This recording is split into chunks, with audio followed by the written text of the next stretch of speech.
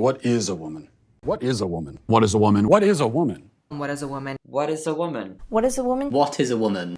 It is a seemingly simple question, and I think that on the instinctual level, we all possess an understanding of what a woman is, as well as the understanding of what a man is. So, why do we even need to ask that question? Well, perhaps it is much more complex than we initially thought, and considering how much the world has changed in the last year and how the more postmodern view on sex and gender affected our perception of, well, simple terms like a man or a woman, perhaps it is a necessary question to answer.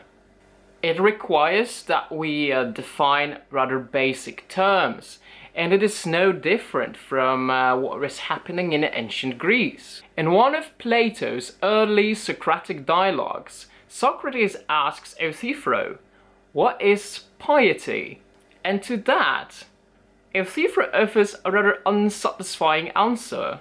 Well, you want to know what piety is? Well, just look at me. I'm an example of piety. If you want to understand the essence of piety, you just have to, well, look at what I'm doing. 24 centuries later, Matt Walsh makes a documentary in which he asks various people, "What is a woman?" And to that, they offer a rather unsatisfactory answer. Well, you want to know what a woman is, eh? It can be whatever you want it to be. What do these two scenarios have in common? Well, I think that they both challenge the general assumptions we make that we know what things are, whether it's terms like justice or virtue, or like in modern day, man or woman. Perhaps we know less than we think, or perhaps the world has changed so much that we are existing in a state of ontological chaos.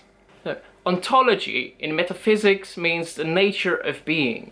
What sorts of things are out there, and what do they mean for us as a human being subjectively experiencing the world? It can be said that ontology deals with definitions in order to know what sorts of things exist, whether those are material or immaterial things. We need to understand their essence. And a lot of the time when we think we know a lot about things, we are barely scratching the surface. Now, to understand where I'm coming from and how do I tackle this issue is, well, I am not a conservative, nor am I a liberal. I like to explore ideas. And in order to explore ideas, you have to risk saying things that people will disagree with, no matter where they stand on the political compass or spectrum or whatever you want to call it. Now, the people who were being interviewed by Matt Walsh, either in his documentary What is a Woman or on the Dr. Phil show, offer what I would consider deeply flawed arguments that usually fall into these two categories. And one of them is a woman is anyone who identifies as a woman. The big problem with this definition is that anyone who identifies as a woman, well, then you have to define what a woman is. So it's a circular argument that can go on and on and on, and we don't really get anywhere. The answer you should be able to provide is what exactly is a woman? Well, for me, it's actually a really simple answer, and that's a person who identifies as a woman. But what are they identifying as? As a woman. But what is that? As a woman. Do you know what a circular definition is? I do. Like what you're doing right now? There's another issue with this answer, and that is if anyone can be a woman simply by saying they are, well, you have to consider one thing. People lie. It's the basic truth of the human condition that everybody lies. This can easily get abused because any man can claim he identifies as a woman. He can get access to women's only spaces like restrooms or changing rooms. And I'm not saying that all trans women are predators, because that is far, far from the truth. I think that most trans women just want to live their life, and there's nothing wrong with that. And I have no issues with trans women in women's restrooms, as long as they respect women's rights. So self-ID is not the best way to identify as a woman. It's chaotic and it can be dangerous. And this has been abused on multiple occasions. Whose 15-year-old daughter was raped. She was raped in a bathroom by a boy wearing girls' clothes, and the Loudoun County School Board covered it up because it would have interfered with their transgendered policy during Pride Month. And that man, Scott Smith, because he went to a school board and tried to defend his daughter's rights, was condemned internationally. Do you apologize to Scott Smith and his 15-year-old daughter, Judge? Another common argument is that a woman is whatever you want it to be. Womanhood is something that is an umbrella term. Was to each their own. Each woman, each man, each person is going to have a different relation with their own gender identity. And I have a problem with that because it is not a definition at all. It is chaotic. It's what I refer to as ontological chaos, where we don't know anything about anything. And when we don't know anything about anything, then we know absolutely nothing about the world around us with certainty. So I guess at least one thing we do know. There are people out there, both people who are trans and those who are not trans, that can provide better definitions than what was shown in the documentary, but I think it was intentional that Matt Walsh didn't show those answers because it didn't really fit in with his agenda, right? He certainly wanted to show himself as the one who holds the right answer, and that answer is an adult female. And here's the thing, I don't necessarily agree with Matt Walsh either. I don't agree with either side, and I'll get back to that later. In this video, I will attempt to provide an alternative answer, and I will do so with the help of metaphysics. More specifically, metaphysics of gender. And in order to fully understand what a woman is, especially in modern society, first we have to answer a different question, and that is, are trans women women? Sorry, got a drink. It's so bloody hot that if I still had my balls, I'll be sweating them off. Trans women are women. At this point, it has become a slogan. And the problem with slogans is that if you repeat them long enough, they become dogmas that you are not supposed to question, that you are not supposed to criticize. Otherwise, it's blasphemy. Now, the way I see it, gender is a three-layered phenomenon. And the first layer is the physical gender, usually referred to as sex.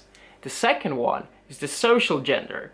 How do you present yourself, or how you're being read as by people around you. And the third one is a mental or psychological gender. On the social level, I have no issue whatsoever addressing trans women as women or trans men as men. And some people on the right would say that pronouns are based on biological sex or even what's between your legs, but I disagree with that. How do you know that you're a man? How do I know that I'm, I guess because I got a dick. You see, pronouns are not inherently biological. Pronouns exist within the realm of language, and the language is structured to represent our way of viewing and understanding the world around us, as well as society around us. That's why in a matter of a second, or maybe 2 or 3, your brain automatically categorizes any new person you meet, either as a man or a woman. And even if you're someone who believes that multiple genders, you can't trick your brain. Yeah? It is designed to make that distinction. It is essential that we make that distinction because this is a tool that guides us towards our reproductive goals. But we don't always make that assumption or biological sex, or someone's chromosomes, or their genitals. The truth is we can't see a person's chromosomes, and most of the time we can't really see their genitals either, and I don't think we should. So if you're one of those bastards who think it should be legal to, be nude on the public buses or trains, get the hell out of here. It's just a basic thing that needs to change because it doesn't hurt anybody, it doesn't affect anybody, and if it was legal, I would be naked on the street right now. In normal interactions, we can't really tell what's between someone's legs unless you have a X-ray vision or you live in some alternative reality like it's a one big sauna or a nudist beach. Well, in that case, have fun. We base that assumption purely on secondary sex characteristics and the way someone presents themselves. And that second part is very important because gender roles are deeply ingrained in our brains through years of living in a specific culture, and you can't really escape that. And for that reason, when I see someone like Blair White, my brain automatically thinks she. And I see someone like Buck Angels, I automatically think he. And that's how I choose to call them. If someone has an issue with that, that's your problem. I'm not going to go out of my way to call someone by the pronouns that are based on their biology, because it is counterproductive to our social interactions. However, beyond the social level, biology matters. You cannot deny the role biology plays in one's gender, both in physical sex as well as mental, psychological gender. It is all connected, and some people will tell you that gender is not based in biology, that it is a separate thing. It is a very dualist view compared to that of a soul as something that is disconnected from the body. I'll get to that later, but for now let's focus purely on biology, let's focus purely on physicality of women. And yes, that sounded very objectifying. I'm sorry I view you as a piece of meat. I'll never forgive this. If we accept that there are no differences between trans women and women, then we also have to accept that there are no differences between men and women, because trans women, biologically speaking, are males. That is not something you can change. To me, this denial of biology and the role biology plays in one's sex and gender can be compared to being a flat earther. It is unscientific and it's out there. And in the end, I think it is harmful both to trans women and biological women because they both face certain issues that are unique to that particular group. First of all, let's make one thing clear. Biologically speaking, trans women are males and trans men are females. You cannot change that, and accepting the reality will only help you, and it will help you develop a more healthy relation with your own gender. It is a neutral statement, and if it causes any sort of distress in you, I recommend to work on yourself, because at this point, with modern medicine or technology, you can't really do anything about it. So wasting your energy on that is a waste of your time, trust me. Male and female bodies are inherently different. And, well, do we have a lot in common? Well, yeah, definitely. There are more physical traits that we share than there are those that are unique to a particular sex. After all, we're all humans, right? I'm not. In this category, we can include secondary sex characteristics such as breasts, beard, soft skin, or body hair, etc. Then there's primary sex characteristics such as your genitals and gonads, and then there's your chromosomes, usually XX or XY. But then you might ask, well, what about intersex people and chromosomal abnormalities? I do not think that intersex is a separate sex category. Human sex is binary. We reproduce in a binary way, and in order for a third sex to exist, we would need an additional type of sex chromosome other than X and Y. Let's call it chromosome Z. I have no idea how that type of reproductive system would work. I think it will be unnecessarily complicated. Sounds like some kind of shit that is going on some distant planet. UFO porno!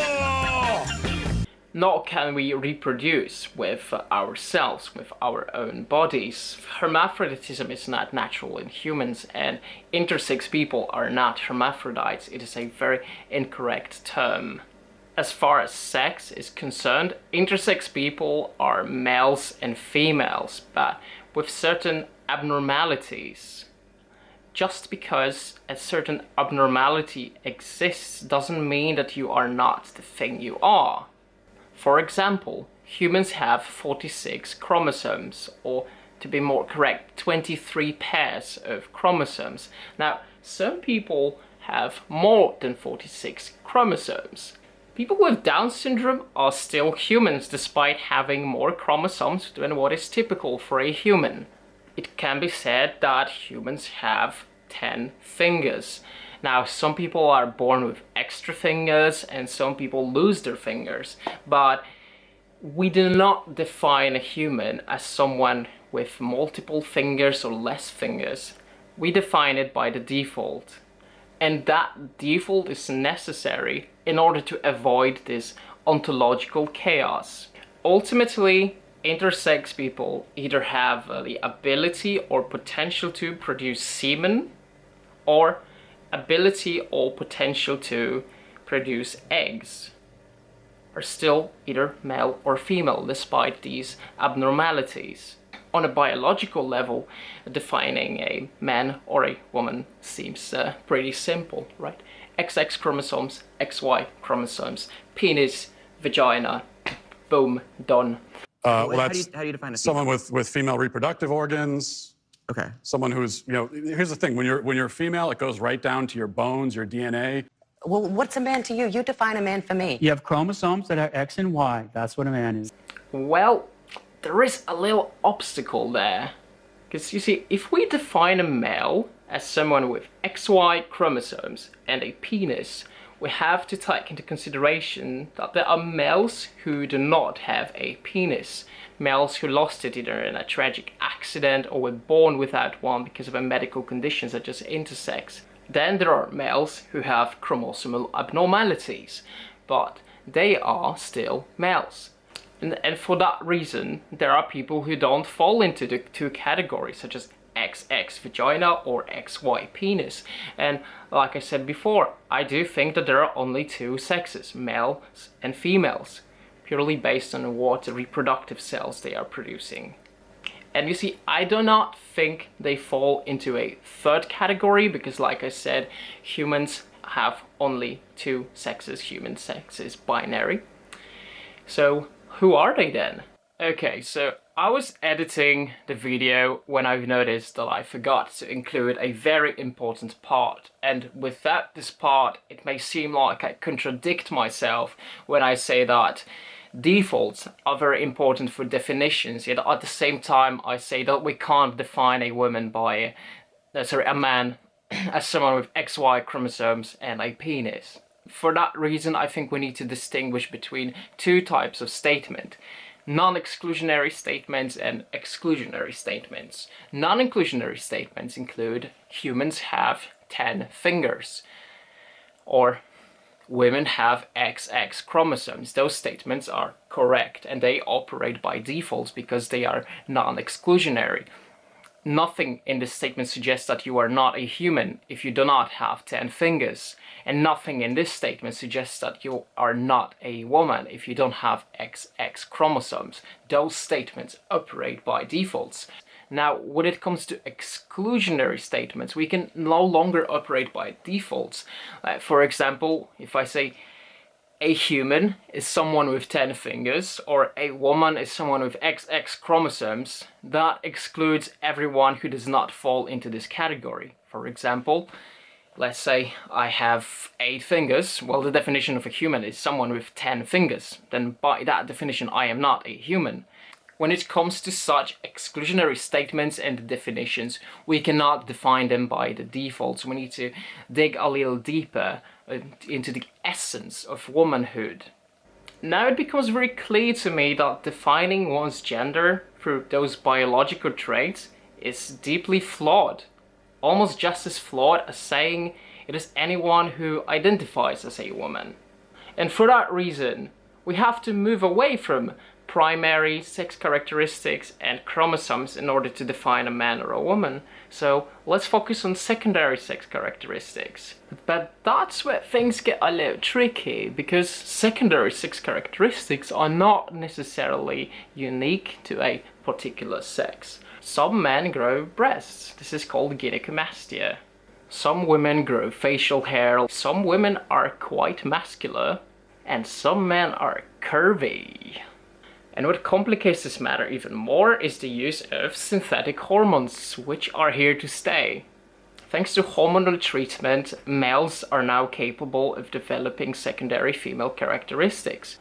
For that reason, secondary characteristics alone are not sufficient to define what it means to be a man or a woman. And another problem arises. Well, do you become the opposite gender at some point through the use of hormones or surgeries? And again, I think we require a metaphysical perspective. The Ship of Theseus. This is one of the most known philosophical riddles, and personally, I love this one. Imagine a big wooden ship. Every year, a plank from that ship is being removed and replaced by a different plank. At what point does that ship stops being the original ship and becomes a different ship? Or does it become a different ship? Similarly, you can ask yourself, at what point of taking hormones did you stop being a man or became a woman? Or when did you stop being a woman and became a man? Now, in the case of the ship, you could say that it consists of both substance and form. Now, substance is the material the ship consists of, whereas form is what substance gives the ship. The form is the essence of what makes that particular ship this particular ship. And it goes beyond simply the shape of the ship, but rather goes deeper into its essential identity. If over a pretty long period of time all the planks get replaced, the ship still has its form, even though the substance has changed. But if you consider the substance gives way to the form, is it still the same form? Humans are even more complicated than that, because we are not inanimate objects, unlike ships. We need to add a psychological layer there. But if we first focus only on physicality, what exactly changes within you as you take hormones? Is it your form or is it your substance? You could say that you possess the same body as you always did, yet your cells are constantly dying and new cells are being created. Your skin is not the same skin you had 10 years ago, yet your form is the same. That's what makes synthetic hormones so fascinating, because on one hand they seem to change your form. You no longer appear as your original gender. You appear as the opposite gender. Yet the form remains the same, because your identity over time, your psychological identity over time remains. It still has the memories of you before you transitioned. Okay, imagine it this way. Here's you pre-transition. Here's you post-transition. Some of your substance and your form has changed at this point. Yet a portion of that substance and form remains. It's like, imagine example A, you have a brick house. Now you strip the whole house apart and you build a new house with the same bricks. In this example, this form has changed, but the substance remained the same. Example B, you have the same brick house, but this time you remove all the bricks and you replace them with the different bricks. Now the form remains, but the substance has changed. The use of synthetic hormones doesn't fall in either categories. That's what makes it so fascinating. And if we're still about to compare it to a ship, it's not about removing the planks and replacing them with something else. And no, something completely different is happening here to the ship's form. Imagine you put on the wheels on your ship and you're driving through the city, like cruising around you. Now, is your ship now a car? Or is it still a ship? Certain differences between a ship and a car are still very visible. Your so-called car is not running on any engine and using a mast and a wind power in order to move around. But this time on land, instead of water, that has changed. You transformed your ship from a water ship to a land ship. But it's still the ship nonetheless. Essential part of what makes it a ship, the way it moves around, remains the same, even if the area it traverses has changed. And so far, I think this is the best way I was able to explain how trans women can compare to biological women. In a way, you take on a similar form, a similar role, but something within you, the mechanics, still remain the same. Now the question is, do we define a woman based on those external forms? Or do we define a woman based on those biological mechanics, which still remain the same? Let's say you still have the same skeleton, you still have sperm cells that you're producing, you still have XY chromosomes.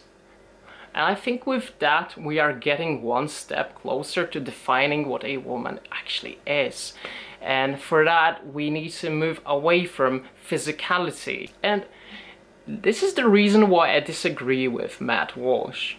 His definition, an adult human female, refers to biological sex, female being an individual with XX chromosome and a vagina. But there is something else that is missing in his definition. I mean, on a purely technical level, he's not wrong that a woman is an adult female. However, I think we are much more than our physicality. We are much more than our material body. It would be like saying that a human is a biological machine that eats shit and reproduces. Again, on the technical level, I don't think it is wrong, but it reduces us to a purely physical object and ignores the phenomenal aspects of our being. For we are not an inanimate object by any means. We have our own internal world, our own internal experiences. For that reason, we have more than just an instrumental function, unlike an object such as a ship, a car, a chair, which we give meaning to based on certain function. But we are complex beings and our meaning is not necessarily bound to our function. And yes, you could say that eating, shitting and reproducing is a human function, but it is not what gives meaning to the human experience. Speak for yourself, moron. Oh my god, that is funny! That's why I agree that there's a certain level of duality when it comes to sex and gender, but not in the sense that gender is something completely separate from sex. No. Instead, I think that gender is supervenient on sex. What that means is that sex is required for gender to exist. Without sex, there would be no gender, similar to how your consciousness is supervenient on your brain. In some cases, when you experience brain damage, it will affect your consciousness and your cognitivity. And in another scenario, if you get shot in the head, you die, you lose your consciousness. Now, whether you believe in life after death or not is not essential for this thought experiment, so let's just assume there is no life after death. Your consciousness dies the moment your brain dies. You can say that brain and mind are two different things, even though they both refer to the same metaphysical realm. And so is the case with gender and sex. And a lot of people on the right don't believe that gender exists. They assume this more reductivist, physicalist view. But I have to disagree with that. I think that gender is definitely a thing, and it can be understood as the experience of having the sex you have. And from now on I will refer to this experience as Qualia, which means a subjective internal experience, meaning that there is a state of experiencing being a certain thing. In this case, a human or a woman or a man. Like there is an experience of what it is like to be a human, or there is an experience of what it is like to be a woman. And I think that experience is something all women can relate to.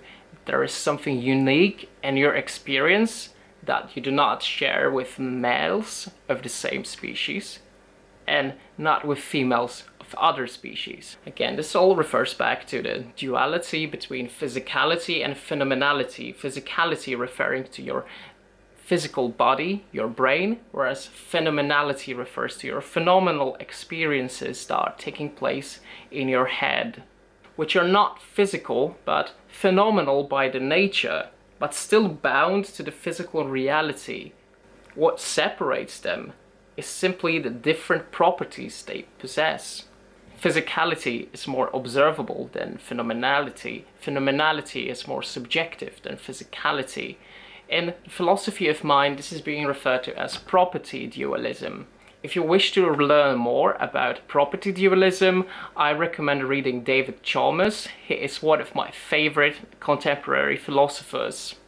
Since we've established that you require physicality in order to experience your phenomenal qualia, we have to think more about the possibility that sometimes something may go wrong and your experience of your gender is not necessarily aligned with your physicality. And like I mentioned in my first video, it is something some people develop very early in life or are born with. Others develop it later, either in their teenage years or later. But I think it's mostly in their childhood and teenage years. It's quite rare for someone to just develop it out of nowhere later in life, in adult life. Whether this abnormality is a mental illness or a natural occurrence or gender identity, I will tackle that issue in some other video. It is not relevant for now. Instead, I will focus simply on the fact that sometimes qualia is not aligned with the body. And that can be said about more than gender. There are people who do not feel any connection to their bodies whatsoever. Have you ever experienced feeling like you are something more, like you are simply just your thoughts that are bound to your body and your body is limiting your possibilities? No, I think that women's qualia is unique to women and men's qualia is unique to men. But where do trans women and trans men fall in this category? Personally, I do think that trans women share some psychological experience that is shared with biological women. There's definitely an overlap, and as someone who used to live as a trans woman, there are certain things I can relate to when it comes to women's issues. But there's also an overlap between trans women and men. Trans women in most cases, have been socialized as men, and the very experience of transition is something they certainly do not share with other women. As a biological woman, you are not required to take synthetic estrogen in order to develop secondary sex characteristics unless there is a developmental problem. For that reason, I think that this psychological experience that is bound to sex is the proper way to define what a woman is. And in daily life, we put more meaning towards like a man or a woman than pure physicality. You know, when someone tells you to be a man, they don't tell you to have balls and XY chromosomes. There is a certain cultural aspect to that and expectation to what a man is. As far as I'm concerned, Matt Walsh doesn't really take into consideration those cultural aspects, but it's with certainty can be said that we have a deeper understanding of a man and a woman than simple biology. And I think it boils down to our nature, because we are animals that are both instinctual, but we also have something that separates us from other animals, and that is a culture.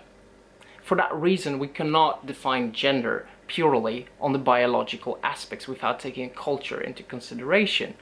That's why on the cultural and social level, I have no problem perceiving trans women as women and trans men as men, or referring to them as such.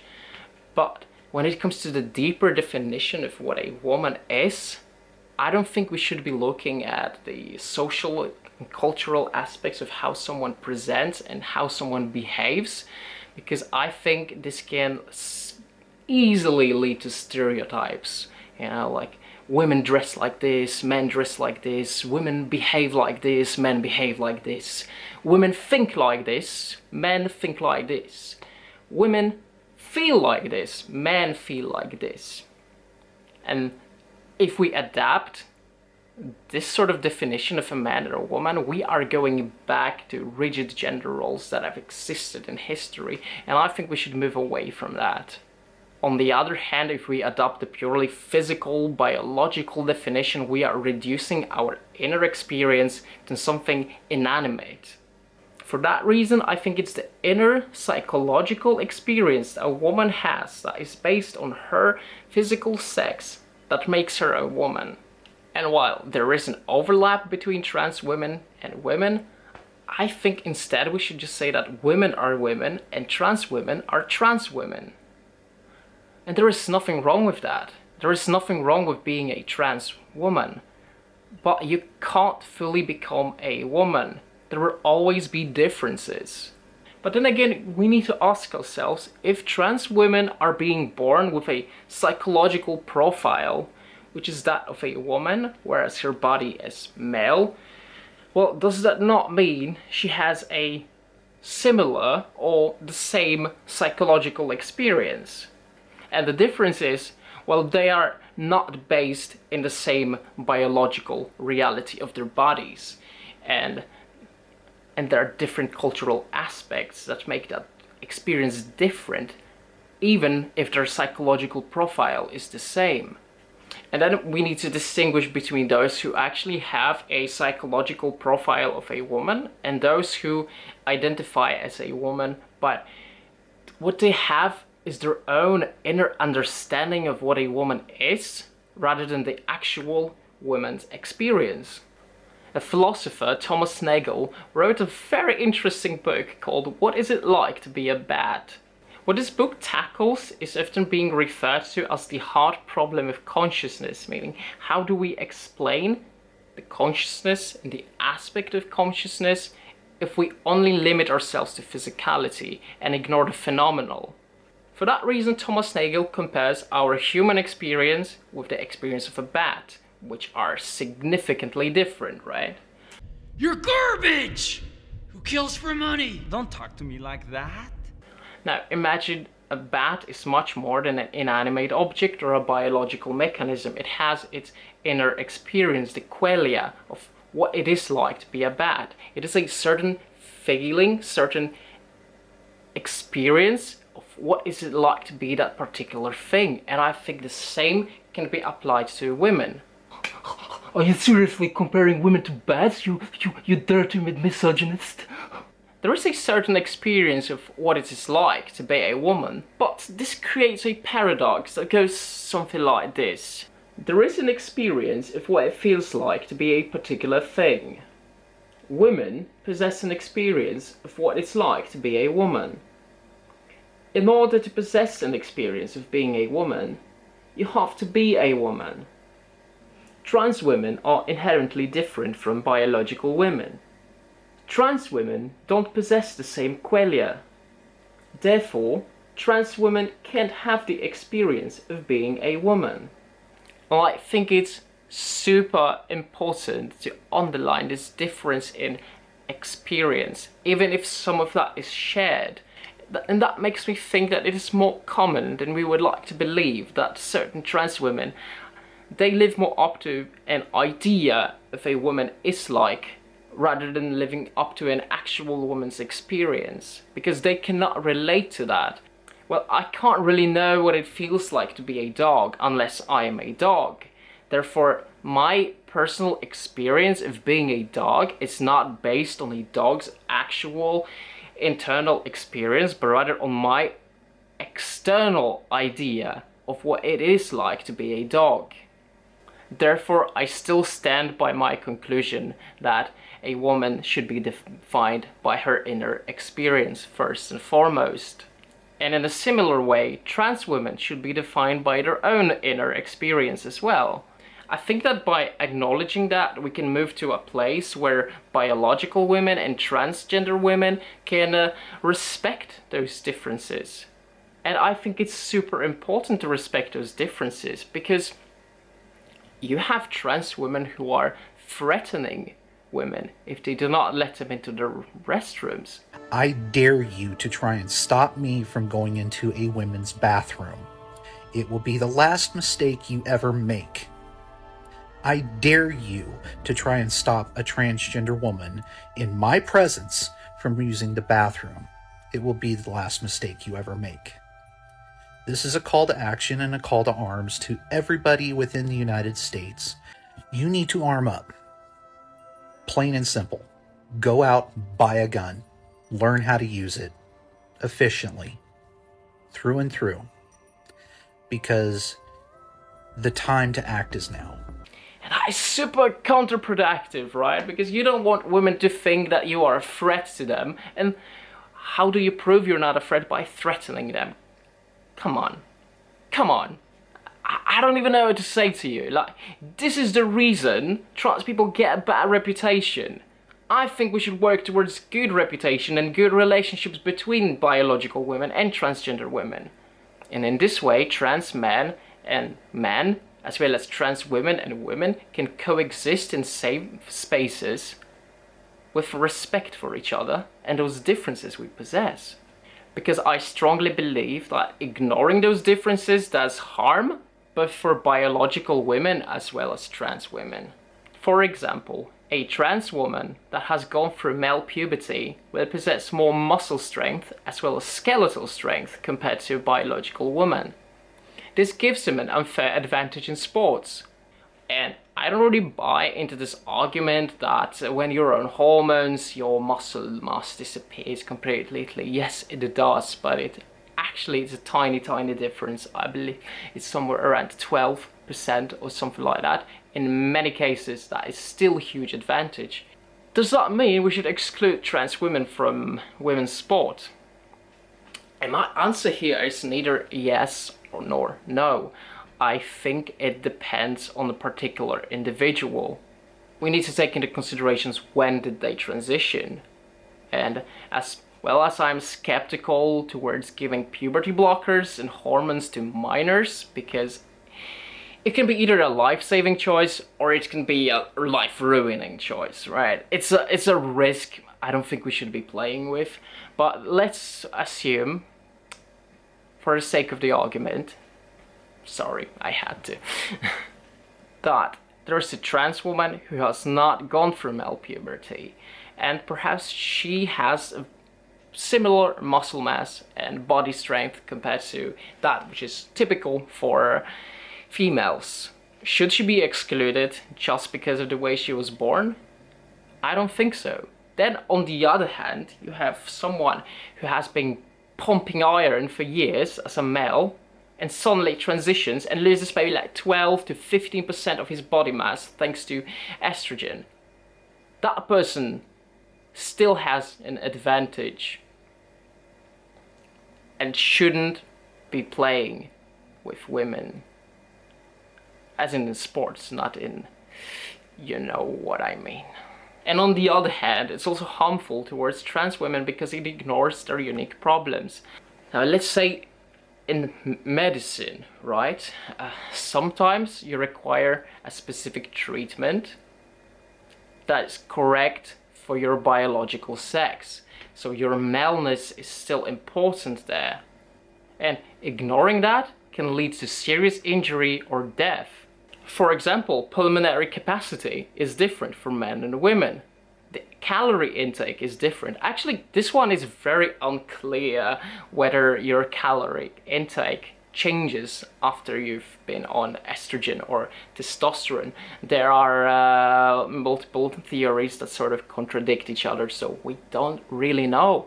And then there's the matter of hormones, and I touched on this subject in my first video, that when you, as a male, when you take estrogen, it does not react in your body the same way as if it was a female taking those estrogen.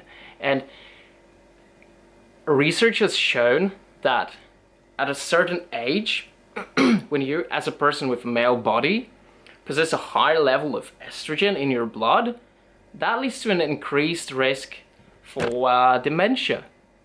And now imagine what happens when you start taking estrogen since you're 16. You're pumping your body full of that from such a young age. Imagine what that will do to you when you get older.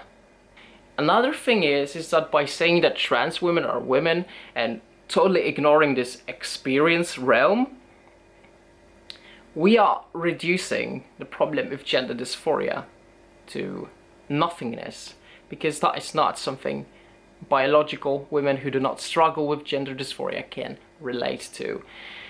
And I have noticed a lot of people on the right saying or defining trans people as either men pretending to be women or women pretending to be men, and I just find it to be so incorrect, you know, because when you have gender dysphoria, it's not like you're pretending to be the opposite sex. You genuinely feel like you are the opposite sex, and it creates sort of a distress and discomfort. Pretending to be the opposite sex, that is something that I would apply more to drag queens. I certainly think that gender dysphoria is a serious issue. I think it can be treated in several different ways. I do think that cognitive therapy works. I also do think that some people can live happy lives when they are on hormones, even though there are side effects that you need to be aware of. I know that a lot of people, probably both on the right and left, will disagree with me, or at least on some of the things I said, but the point of this video really is to create discussion, a respectable, civilized discussion first and foremost. I think that exploring ideas is super, super important. So I'm not taking sides here. I think it's a fascinating subject that we need to analyze a bit deeply, and I really hope that we move more into this trend than more like arguing about it, like, no, it's either this side that is right, or no, we are right. No, let's just analyze things in a neutral, analytical way. Alright, you probably have enough of listening to me, so here's a hug. And you have a good day, you take care of yourself, and I'll see you in the next video. Ciao.